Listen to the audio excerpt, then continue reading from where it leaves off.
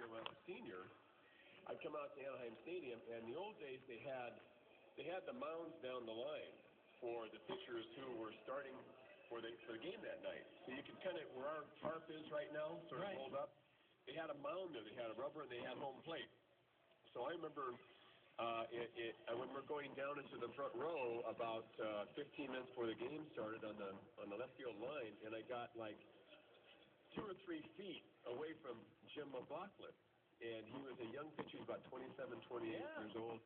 He had won, I think, like 17 or 18 or 19 games the year before.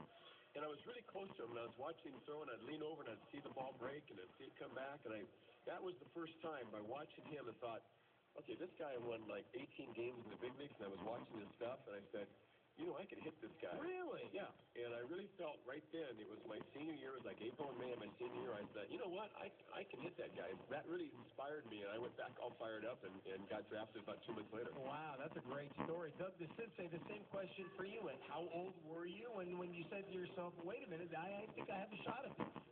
Well, interesting story. I was in the car with my dad, and I was listening to Vince Scully, and the Dodgers were playing the Cardinals. And Vince Scully was talking about Dal Maxfield, the shortstop, during the off season, that he worked with a construction engineering company just to support himself. And my dad was a general contractor in the San Fernando Valley. And he was driving, and I turned to my dad and I said, Dad, that's what I'm going to be when I grow up. And he goes, what's that? And he goes, well, I'm going to be a professional baseball player, and I'm going to work for you during the off season. Look at that. And the next time that really came up between us is in 1979. I'm driving him to the first World Series game in Baltimore.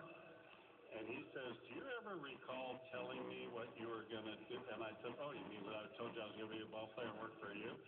And he goes, yeah, how'd you know I was going to say that? I said, well, I've never forgotten that. Oh, that's fantastic. Yeah. What a great story from Doug DeCinces.